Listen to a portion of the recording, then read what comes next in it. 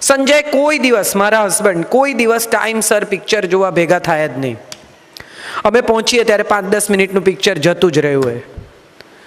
1-2 વાર ટિકિટ ફાડી નાખી, ઝઘડા કર્યા, સિનેમા થિયેટરના ઓટલા પર બેસી ગઈ, આવું બધા ત્રાગા કર્યા પછી મને એવું સમજાયું કે આમાં કંઈ ફેર નહીં પડે. એટલે મેં એવું નક્કી કર્યું કે હું બધા પિક્ચર એકલી જોઉં.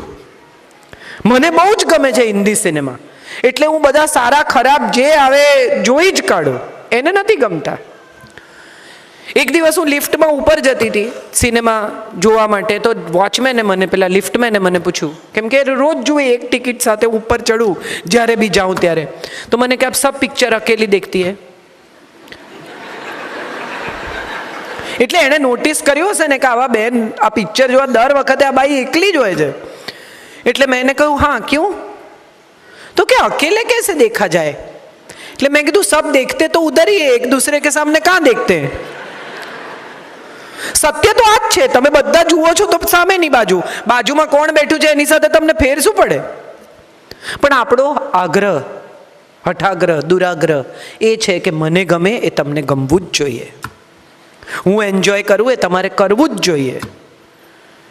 મારા સગા સાથે તમે સારો સંબંધ નથી રાખતા, હું તમારા સગા સાથે બહુ સારો સંબંધ રાખું છું. તમે ભલા માણસ છો, તમે રાખો, એ નથી તો એ નથી રાખતા. આમાં આપણે શેને માટે દરેક વાતે ત્રાજવા લઈને ઊભા રહી જઈએ છીએ કે હું આટલું કરું તો તમારે આટલું કરવું જ પડે. ભારોભાર તોલી આપો, બાકી નહીં. અને ભારોભાર તોલે ત્યાં સુધી તો વાંધો નથી, ઘણાને તો નમતું જોઈએ કે હું કરું એનાથી વધારે તમારે કરવાનું. દાંપત્ય જીવન એ કોઈ બાર્ટર સિસ્ટમ નથી. તમને ગમે તો તમે કરો, તમને મજા પડે તો તમે આપો, તમને ગમે તો તમે જીવો, તમે સ્નેહ કરો, વાલ કરો, ક્ષમા કરો, સમજણ બતાવો. પણ તમે બતાવો છો માટે સામેની વ્યક્તિએ બતાવવી જ પડે, આ આગ્રહ નકામો છે. આપણા બધાનો પ્રોબ્લેમ એ છે કે આપણે એવું માનીને કરીએ છીએ કે હું કરું એટલે કરશે. આ ઇન્વેસ્ટમેન્ટની જેમ કરીએ છીએ. જયભાઈએ કહ્યું ને કે બેંકમાં નોટ નાખો, પછી એ નોટ, એની એ કરન્સી તો તમારી પાસે પાછી આવે નહીં. દાંપત્ય જીવનમાં પણ એવું છે. તમે માફ કરો, તમે કાળજી કરો, તમે સ્નેહ કરો, તો એ એની રીતે સ્નેહ કરે, એ એની રીતે કાળજી કરે. તમે બહુ અત્યંત ઉભરાઈ જતા હો, સ્ત્રી સામાન્ય રીતે પણ બહુ કલ્પનાશીલ છે, સંવેદનશીલ છે, રોમેન્ટિક છે, સરપ્રાઈઝ આપે બર્થડેને દિવસે ઊંઘમાંથી 12 વાગે જગાડીને. હવે તો 40th બર્થડેની સરપ્રાઈઝ ગજબ ચાલી છે. અંધારું હોય ને બધા ઘરમાં હોય ને પછી પેલા બેન બહારથી આવે ને એકદમ લાઇટ થાય ને બધા હો કરે ને પેલા બેન કે ઓ માય ગોડ. મને અંગત રીતે એવું લાગે છે કે લગ્ન જીવન એ સરપ્રાઇઝીસ, રોમેન્સ, કલ્પનાશીલતા, બાર્ટર આવી કોઈ ચીજ જ નથી. 4 વસ્તુના પાયા પર લગ્ન જીવન રચાયેલું છે અને 4 જ પાયા પર ટકે છે. સૌથી પહેલો પાયો છે ને એ સમજણનો છે. તમે એકબીજાને સમજો છો, વગર બોલે એકબીજાની વાત તમને સમજાય છે, એ તમારી સામે જુએ ને તમને સમજાય છે કે પેલા ભાઈની વાત નથી કરવાની હો, કે તમે બાફો છો. અને પછી ઘરે જતા એ તમને એમ કહે છે કે ડફોળની જેમ એકવાર કહ્યું તો એ સમજી નહીં. હમણાં એક શોર્ટ ફિલ્મ બહુ ચાલે છે, મને ખબર નથી કેટલા લોકોએ જોઈ છે, પણ 2 જણા ડેટ પર ગયા છે અને કહે છે કે મેનુમાં આ છે, સરસ ખાવાનું છે, નાઇસ. એ વખતે પેલી ગર્લફ્રેન્ડ એમ કહે છે કે ઇઝન્ટ ઇટ કોલ્ડ? એટલે બોયફ્રેન્ડ એમ કહે છે કે ઇટ્સ નાઇસ. પછી પૂરું થઈ જાય છે, બિલ આપે છે, ઊભા થતા હોય છે કે nice, it was a nice evening. અને પેલી કહે છે કે જરાય નહીં, મને બિલકુલ મજા ના આવી. તો કે કેમ? તો કે મેં તને કીધું તું શોલ લઈ આવ, મેં તને કીધું કે તું એસી ધીમું કરાવ, મેં તને એમ કીધું કે મારી બાજુમાં આવીને બેસ, મેં તને એમ કીધું કે તું એટલીસ્ટ બીજું કંઈ નહીં તો મને તારો કોટ આપ, પણ તે આવું કાંઈ કર્યું નહીં. તો પેલો કે આવું તે ક્યારે કીધું? આવું તો તું બોલી જ નથી. તો કે કેમ? મેં તને ન કીધું કે ઇટ ઇઝ કોલ્ડ?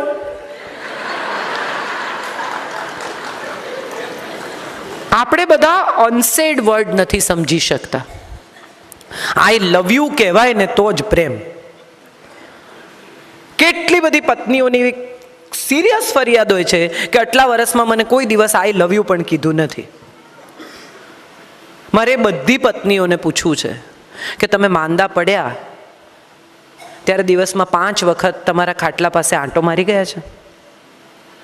ઓફિસ ન જવું હોય એવા મન સાથે ઓફિસ ગયા છે?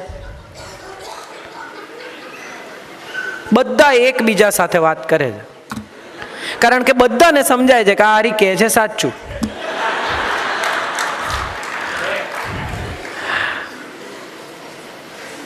કોઈ દિવસ કોઈ પતિને લગ્નની એનિવર્સરી પર, પોતાની બર્થડે પર સોનાનો ચેન ખરીદતો જોયો છે? હા કે ના? હા કોણ કહે છે? મારે સાંભળવું છે. જીતવાનું નહીં. હું હંમેશા કહું છું કે જેની સાથે જીવવાની ઈચ્છા હોય ને એની સાથે જીતવાની જીત છોડી દેવાની.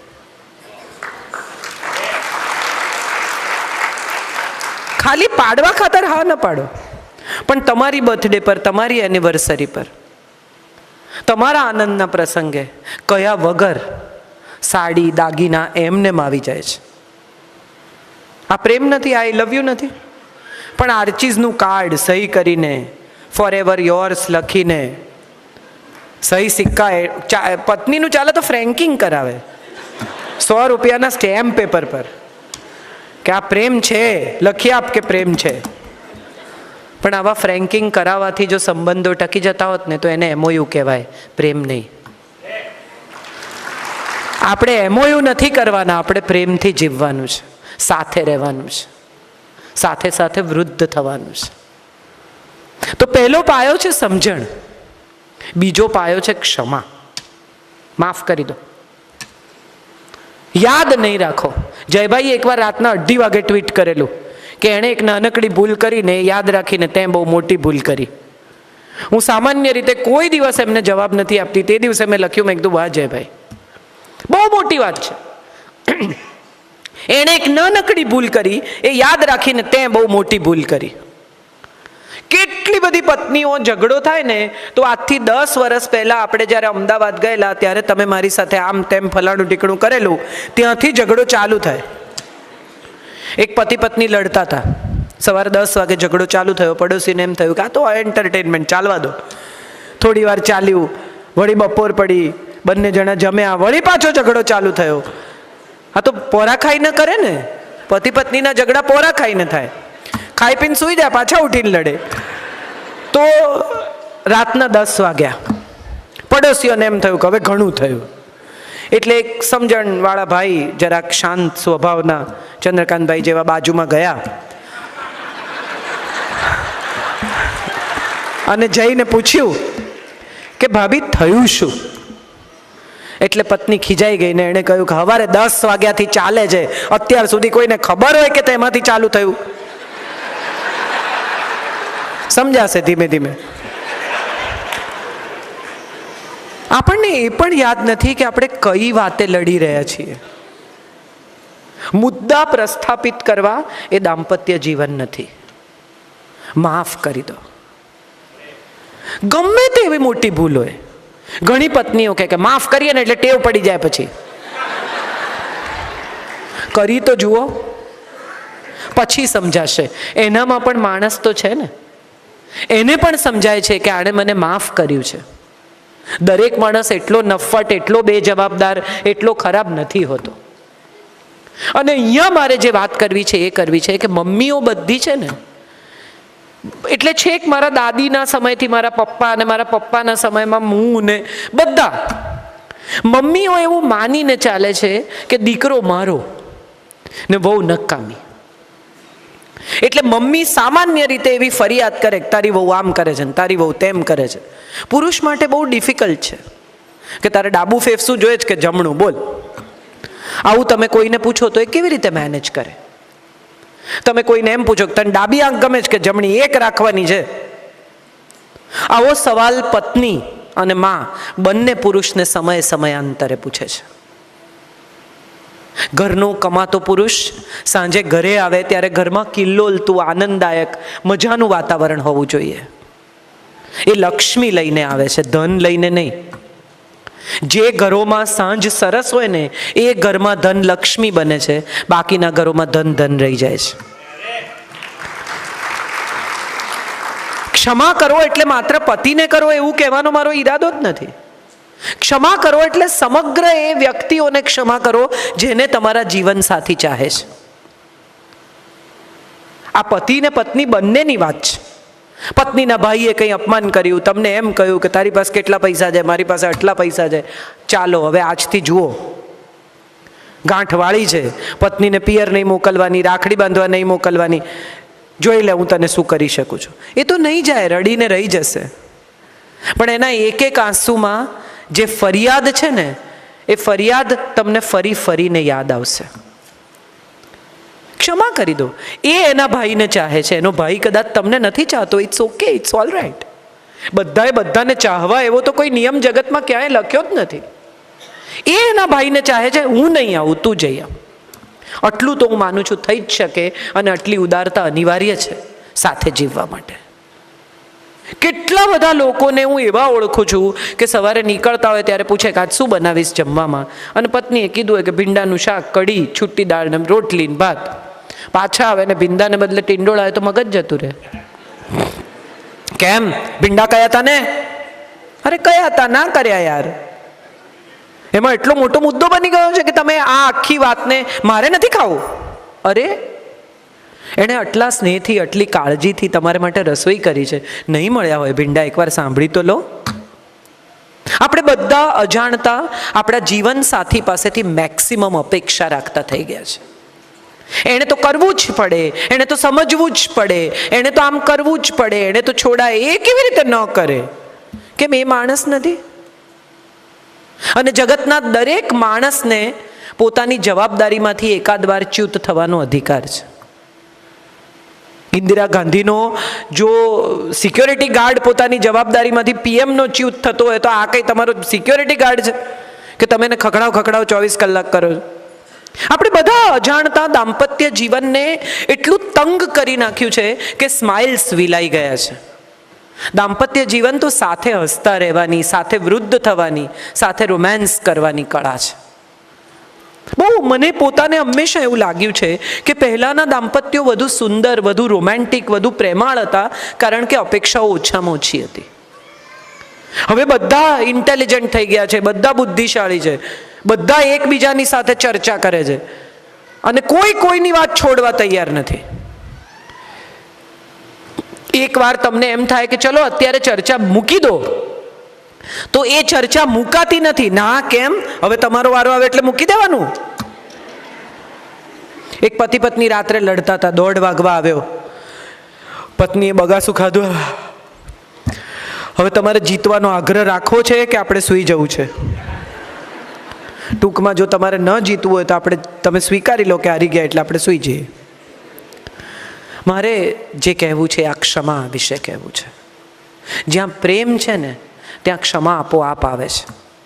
નાની નાની ભૂલોને માફ કરવાની આપણી તૈયારી જીવનને વધુ સુંદર, વધુ રસપ્રદ બનાવે છે. ત્રીજી બહુ જ મહત્વની અને બહુ ઇન્ટરેસ્ટિંગ વાત એ છે કે સતત ધબકતા રહો, સતત યુવાન રહો. વાળ કાળા કરાવીને નહીં, બટોક્સ લઈને નહીં, હૃદયથી યુવાન. કેટલી બધી પત્નીઓને હું ઓળખું છું કે જે 40 ઉપરની હોય અને તમે એમ કહો કે આજે એનિવર્સરી છે, કંઈ સરસ પહેરો ને, કે હવે શું? કેમ? હવે શું? કેટલી પત્ની એવી છે કે સાંજે પતિ આવવાના હોય તો જરા નાહી ધોઈ ચોખ્ખી થઈ છે, પરફ્યુમ લગાવીને કપડાં બદલે. એમણે કહ્યું ને ઉલ્યું કરતી જોવાની છે. હા, એ પણ જોવાની છે, પણ સાંજે આવે ને તમને ખુશખુશાલ મહેકતા સરસ રીતે જુએ તો એને આખા દિવસનો થાક ઉતરી જાય. અને આવું આપણે કરતા હતા જ્યારે વિવાહ થયા હતા ત્યારે, જ્યારે એન્ગેજમેન્ટ થયા હતા. અહીંયા ઘણા બધા લોકો એવા છે કે એન્ગેજમેન્ટ કરીને મસ્કત આવી ગયા હશે, પછી ફિયોન્સે ત્યાં હશે કચ્છમાં ક્યાંક, અને પછી ફોન માંડ ટ્રંક કોલ આખા મહિનામાં એક આવે, એ બી પડોશીને ત્યાં આવે, અને પેલી દોડ ફોન લે, 2 વાર કપાઈ જાય, 3જી વાર માંડ હાથમાં આવે અને કે મને યાદ કરે છે કે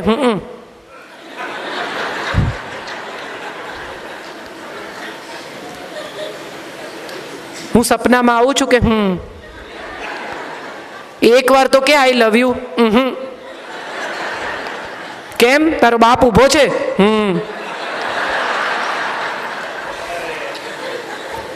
આ હ અને હું ની વચ્ચે જે કહેવાય જતું હતું ને સાહેબ, એ આજે બ્લુ ટીક વાંચીને નથી કહેવાતું.